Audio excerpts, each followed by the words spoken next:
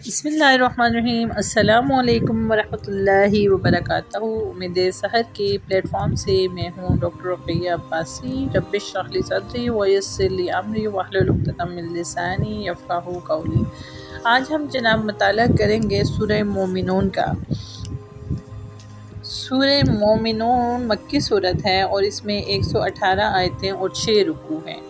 اس صورت کے شروع میں بھی اللہ تعالیٰ نے وہ بنیادی صفات ذکر فرمائی ہیں جو مسلمانوں میں پائی جانی چاہیے۔ مسند احمد کی ایک حدیث میں حضرت عمر رضی اللہ عنہ کے حوالے سے حضور صلی اللہ علیہ وآلہ وسلم کا یہ ارشاد منقول ہے کہ اس صورت کی پہلی 10 آیتوں میں جو باتیں ذکر کی گئی ہیں، اگر کوئی شخص وہ ساری باتیں اپنے اندر پیدا کر لے تو سیدھا جنت میں جائے گا۔ اسی لیے اس صورت کا نام مومنون ہے، یعنی وہ صورت جو یہ بیان کرتی ہے کہ مسلمانوں کو کیسا ہونا چاہیے۔ نیز نسائی میں روایت ہے کہ ایک صاحب نے حضرت عائشہ رضی اللہ عنہا سے پوچھا کہ حضور صلی اللہ علیہ وآلہ وسلم کے اخلاق و اوصاف کیسے تھے۔ اس کے جواب میں حضرت عائشہ رضی اللہ عنہا نے سورہ مومنون کی یہ 10 آیتیں تلاوت فرما دیں کہ یہ سب حضور صلی اللہ علیہ وآلہ وسلم کے اوصاف تھے۔ سورت کا بنیادی مقصد انسان کو اس کی اصلیت کی طرف متوجہ کر کے اس بات پر غور و فکر کی دعوت دینا ہے کہ اس کے دنیا میں آنے کا مقصد کیا ہے اور بالآخر مرنے کے بعد جو زندگی آنی ہے اس میں اس انسان کا انجام کیا ہوگا۔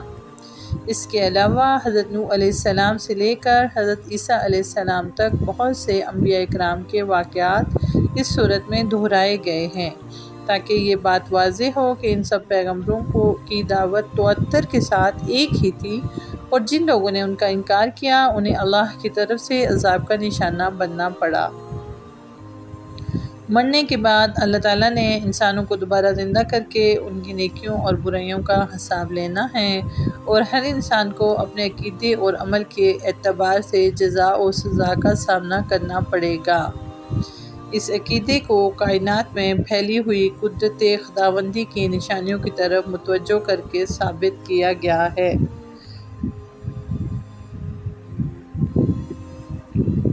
قد افلح المومنون سے اس کا آغاز ہوتا ہے اور یہ خشوع کا ترجمہ ہے۔ عربی میں خضوع کے معنی ہے ظاہری اعضاء کا جھکانا اور خشوع کے معنی ہے دل کی عاجزی کے ساتھ نماز کی طرف دل کو عاجزی کے ساتھ نماز کی طرف متوجہ رکھنا۔ اس کا آسان طریقہ یہ ہے کہ انسان نماز میں جو کچھ زبان سے پڑھ رہا ہو اس کی طرف دھیان رکھے، اور اگر غیر اختیاری طور پر کوئی خیال آ جائے تو وہ معاف ہے، لیکن جو ہی یاد آئے دوبارہ نماز کے الفاظ کی طرف متوجہ ہو جانا چاہیے۔ یعنی اس میں مومنین کی صفات بیان کی گئی ہیں کہ کون سے مومنین ہیں جو فلاح پانے والے ہیں۔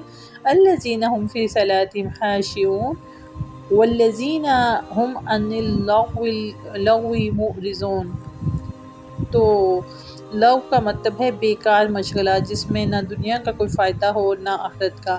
یعنی مومن کی سب سے پہلی صفت کیا ہے کہ وہ لغویات میں نہیں پڑتا ہے، اور آج اس پر ہمیں اپنا محاسبہ کرنے کی ضرورت ہے کہ ہم جو موبائل میں اپنا ٹائم ویسٹ کرتے ہیں، ہم جو چٹ چیٹ میں اپنا ٹائم ضائع کرتے ہیں اور گپ شپ میں جو اپنا ٹائم ضائع کرتے ہیں، کل ہمیں قیامت کے دن اللہ رب العالمین کے سامنے اپنے کمائے گئے مال کا، اپنے وقت کا اور ہر ایک چیز کا حساب دینا ہوگا، اور ہمیں یہ بتانا ہوگا کہ ہم نے مال کہاں سے کمایا، کہاں خرچ کیا، اور ہم نے زندگی کیسی گزاری، جوانی کیسی گزاری، کہاں گزاری، کن کاموں میں گزاری۔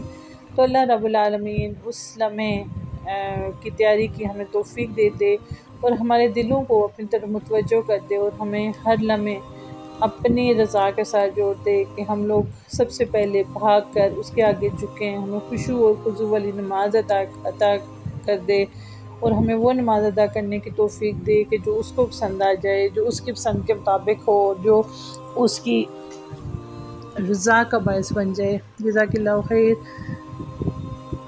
اللہ تعالیٰ ہم سب کی اولادوں کو ہدایت کی طرف گامزن کر دے، اور ہمارے گھروں کو، ہماری زندگیوں کو نماز اور قرآن کی روشنی سے فیض یاب کر دے۔ جزاک اللہ خیر۔ سلامت۔